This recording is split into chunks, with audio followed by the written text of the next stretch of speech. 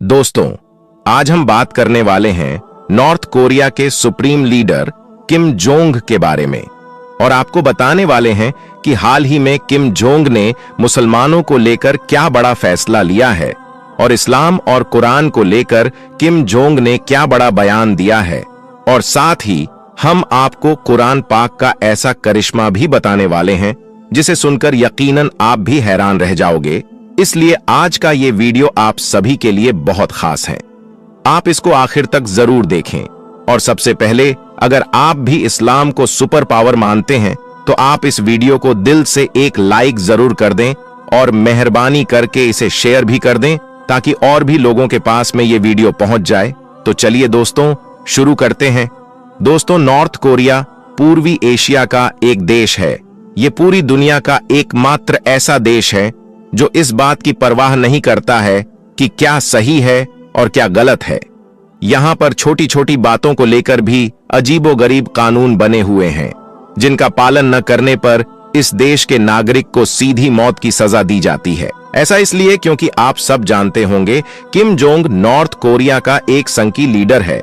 साल 2011 में सत्ता संभालने के बाद से ही किम जोंग की पहचान इंटरनेशनल मीडिया में संकी तानाशाह की रही है। किम जोंग के अजीबोगरीब फैसलों के खबरें अक्सर पूरी दुनिया के मीडिया में चलती रहती हैं। हम आपको बता दें कि नॉर्थ कोरिया में किम जोंग की इजाजत के बगैर एक पत्ता तक नहीं हिलता है। यानी कि नॉर्थ कोरिया में जो कुछ भी होता है वो सब कुछ किम जोंग की परमिशन से ही होता है। यानी कि नॉर्थ कोरिया में किम जोंग की इजाजत के बगैर कुछ भी नहीं होता है। जो इंसान एक बार नॉर्थ कोरिया में चला जाता है फिर उसको नॉर्थ कोरिया से वापस बाहर निकलने की इजाजत नहीं मिलती है। यही वजह है कि नॉर्थ कोरिया में कोई भी जाना पसंद नहीं करता है।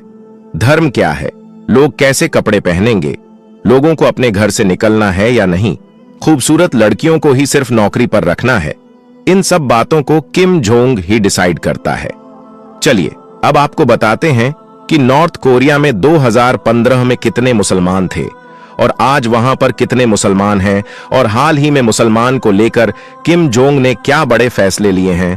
दोस्तों, एक मशहूर वेबसाइट के मुताबिक 2015 में नॉर्थ कोरिया की कुल आबादी 2,61,00,000 थी, जिनमें से 4,11,000 की आबादी ईसाई धर्म की थी और करीब इतने ही बौद्ध धर्म के मानने वाले लोग थे। वहीं पर अगर बात की जाए मुस्लिम आबादी की तो हम आपको बता दें कि 2015 में नॉर्थ कोरिया में सिर्फ 3,000 के आसपास मुसलमान थे।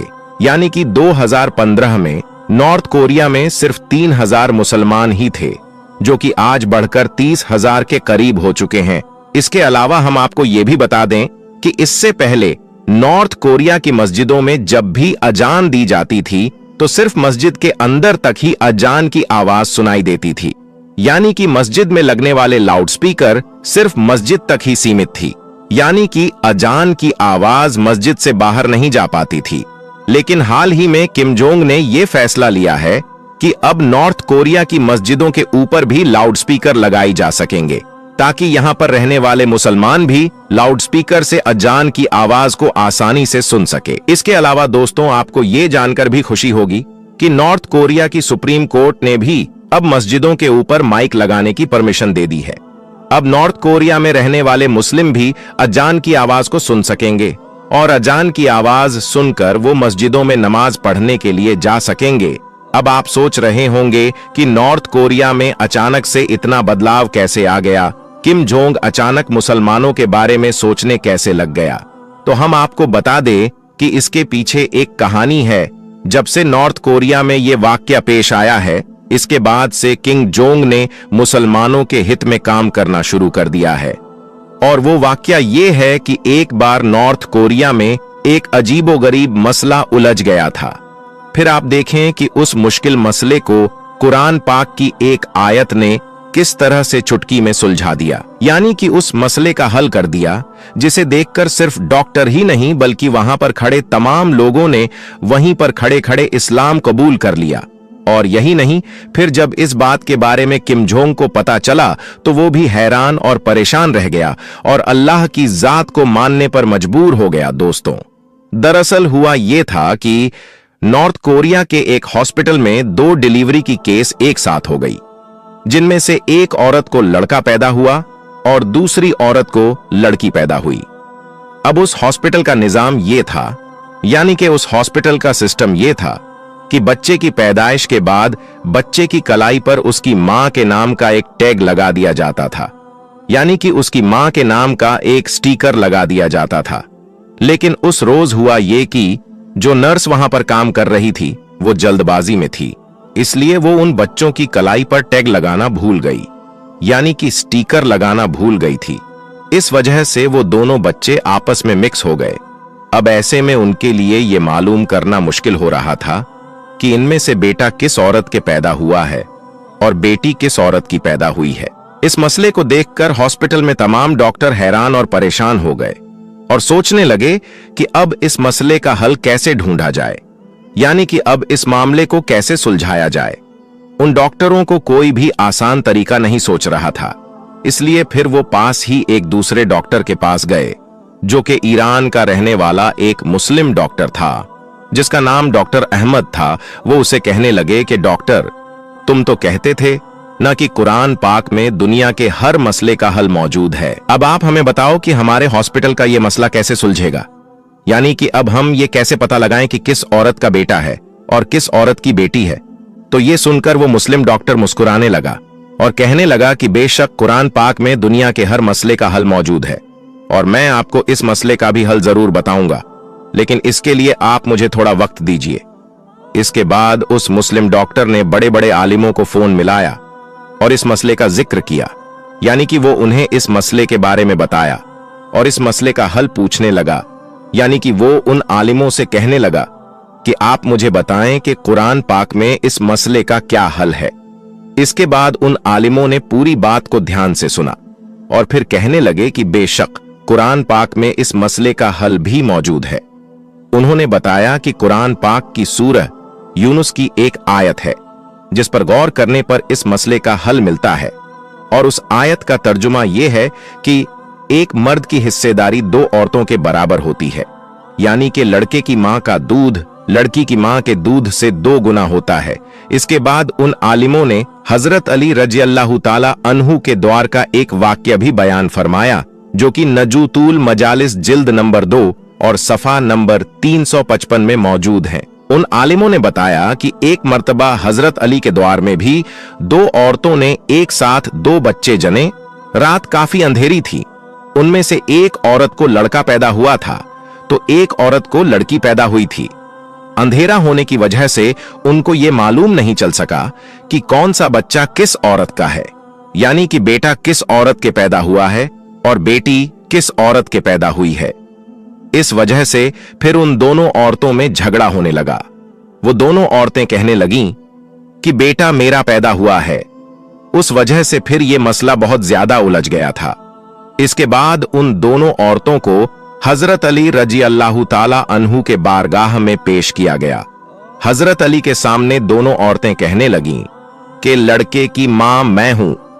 हजरत अली रजी अल्लाह ताला अन्हु ने दोनों औरतों की बातों को गौर से सुना और इसके बाद आप रजी अल्लाह ताला अन्हु ने फरमाया कि तुम दोनों थोड़ा थोड़ा दूध अपने छातियों से निकालकर मेरे पास लाओ। इसके बाद वो दोनों औरतें गईं और अपना अपना दूध निकालकर ले आई। आप रजी अल्लाह ताला अन्हु ने उन दोनों औरतों को दूध को तोला, यानी कि उनका वजन किया। फिर आपने देखा कि एक औरत का दूध दूसरी औरत के मुकाबले 2 गुना पाया गया है। ये देखकर फिर आपने फरमाया कि जिस औरत का दूध भारी है, यानी कि जिसका दूध वजनी है, बेटा उसी औरत का है।